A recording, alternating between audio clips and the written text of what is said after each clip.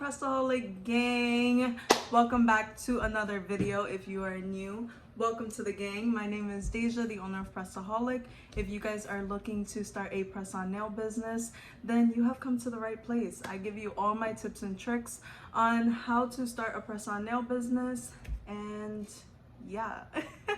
Don't forget to like and subscribe, guys. It helps my channel so much, and it helps me to bring more content to you every Tuesday. So I have to say that for today's video, it was a little bit unexpected. I was expecting to do a mock video of a celebrity look, but with everything going on, I've noticed that my audience has changed a little bit. I'm getting more of actual nail tech. So welcome if you are new, and thank you so much for all of you who have reached out these past few weeks asking for help. So I've noticed that I'm getting a lot of kind of the same question, and I was wondering if like more people had these questions, so I decided to just do a video on it. Also give a lot more advice to anyone who was a nail tech that had their salon shut down or anything like that,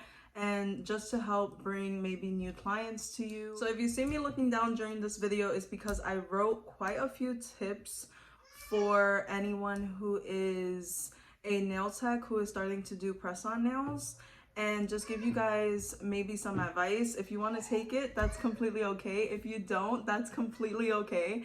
But just in my own personal opinion, just some things that maybe you want to implement, or some things that you can do during this time of quarantine. So my first tip would be to start texting some of your regular clients if you feel that maybe it's time for them to do like a soak off, or maybe you just want them to know that you're now doing press-on nails, that maybe it's a good idea if you reach out to them either through DM from Instagram, or if you have their number, maybe you want to text them and say, hey, how's your nails holding up? Send me a picture, and then you can maybe give them some advice of how they could do like a soak off at home. And then that would be a new potential customer, you know? So just checking up on them is going to give you the best customer service, and it's going to say, wow, you know, during this crazy time, she's thinking about me. And I think that that is going to be such a great way to, number one, show customer service, two, show the customer that you really do care about them, and three, giving them some great advice, and four, of course, making a sale for these new products. So I'll say the number one question that I've been getting is if I recommend to put acrylic on a press-on nail. And the answer to that is no. And my reasoning for that is because when you're using acrylic on a press-on nail, you want the nail bed to be slightly flexible. So here I just have a regular Macart long coffin nail, which is like the ones that I have here. This is style New York. If you're interested in purchasing, then they are on my website. So here, if you're putting acrylic on this plastic, it's already a little bit hard to bend. Like this plastic is very hard. So once you're putting acrylic on this, it's going to be hard for the customer to make sure that it's going to fit over the nail bed. So if you are, you know, maybe you have a customer that really does want acrylic on the nail, I would personally recommend maybe going a size up and just doing like a millimeter up. That way you can guarantee that it will fit. Also, if a customer is struggling with sizing, I would say number one, always tell them to measure themselves. If you feel that they're doing it wrong or they're giving you a hard time, maybe offer a free size kit, because in the end you're only paying maybe, you know, $2-3 to ship out a size kit, but in the end you're getting more money because this person is going to return to you. So now I also want to talk about polygel. I did have a few people ask me if they would recommend polygel on a press-on nail, and the same thing applies, but when you're using polygel, I don't work with acrylic, so you know, don't come for me. But I think that polygel is a little bit easier to make it thinner. So if you're using polygel on a press-on nail, I would say to be very, very light with how much you're putting at this cuticle area, because again, you want it to be very flexible. So my last tip that I have for all my babes who are nail techs who usually work at a salon is to open a Big Cartel website. So the reason for this is that number one, it's free for posting 5 posts on the website. 2 is super simple. You just literally create a layout, upload some pictures, put a price in a description, and you're calling it a day. And 2, it makes it easier for your potential customers to see what you have in stock. I know that a lot of us are selling through DM at this moment, which is not a bad thing. I sell my custom sets through DM only, but I am trying to find a way to put it on the website, on my website. But when starting off, I really, especially that I'm sure that some of you guys are doing this temporarily, you know, maybe potentially you'll be doing it long term. You could even do this as just a side hustle. You know, if you're working at a salon, then you could work at a salon on your days off, create press-on nails and sell like that, you know. But I do highly recommend to create a website just to give your customers the option of seeing what you have in stock right now, what nail sets you would love to recreate, things like that, and that way they can order through there.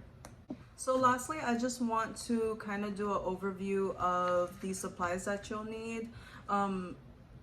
Not too many, but some people have been asking what products I use, and I know that some of my like packaging and stuff is in different types of videos. So really quick, I just want to do a quick overview of exactly what you're going to. Number 1, of course, is your boxes. 2 are the double-sided tape. I use this foam tape that I buy at Dollar Tree. Unfortunately, I don't have the actual packaging, so if you're looking to see the actual packaging of what this comes in, it is in my packaging press on nails video, which you can find on my channel. So yeah, you'll need the box, you'll need these, of course you'll need whatever brand you're using, nail tips, you'll need a nail stand, some poster tack to keep the nails on like this. So this blue stuff is the poster tack, a nail stand, which I actually ended up making 2 nail stands from the DIY that Nailed by Christy had posted a while back, and I believe that you can still find that on her Instagram page. It literally costed me like $3 for a nail stand, so I was very happy with that, and it's been doing me justice so far. And lastly, of course, you'll need your poly mailers if you want to add anything like confetti inside of your packaging. You can pick that up as extras. As I said before, when I'm doing my instructions, when I'm doing my business cards, when I'm doing a logo, when I'm doing anything, I do it at home, and I always use Canva. So really quick, I just wanted to talk about this. I did receive a lot of questions on the paper that I use, so I'm not really sure if you'll be able to tell, but it is glitter paper. I did pick this up at Walmart. You can find it in the aisle that has like all of the packaging stuff, or like in my Walmart, I think it's in where the planners are, and like planners and notebooks. But yeah, you'll find this there. They come with a pack of 10. I printed 8 on a sheet, and yeah, that's 80 business cards for literally, I think the paper was only like $5. So now I just want to switch topics a little bit. I know that I've been getting a lot of DMs about girls who have been feeling discouraged, and I just want to touch on this really quick, because we all have to start somewhere, and we are all in a situation right now that small businesses are being affected. Fortunately, Pressedaholic has been great, but when you are first starting, you have to be consistent. Be consistent. always post, guys. Always post. And this advice goes to everyone. Always use your 30 hashtags. The hashtags are going to help you to get more clients. It's going to help you be seen. It's going to even help for other brands like gel polish brands and stuff like that to see your work. So if I'm using a Beatles brand gel polish, I'm going to be sure to tag Beatles brand. I'm going to be sure to see what hashtags they're following. I actually think that they're following like gel polish designs, something like that. But yeah, I'm gonna be sure to tag these brands, and I'm gonna try to reach out to these brands and say, hey, you know, I made this set using your gel polish, it came out great, and leave it like that. For a brand to see it, they might repost it. You never really know, and that's gonna help you to get more clients and reach their audience. Also, if you're feeling really discouraged and you know you're taking the tips, you're taking the advice, you're just not seeing it, I highly recommend to start hearing podcasts. And this may sound a little bit weird. I'm not really sure if the podcast app is only for iPhones, but I know that there's quite a few podcast apps that are out there. And really take the time and just listen to them. Even if you're just doing your nails, listen to some podcasts. Me, I love, I think that it's Hustle Pro podcast, and it's like a gold design, but they honestly are amazing. You hear stories of all these different business owners and how they started and how they made money and how they did what they did. You know, yesterday I was listening to a podcast on how she sold an ebook, and I think it was like an ebook or a webinar, and she made $100,000 in 1 week. Like, goals or not. So I definitely recommend to stay positive, be consistent, keep posting, keep tagging, keep hashtagging, and you guys are going to be exactly where you want to be. So I wasn't expecting to film this video, as I said in the beginning, but it's here, babes. It's here. So I really hope that all these tips helped you guys. If it did, please don't forget to like and subscribe.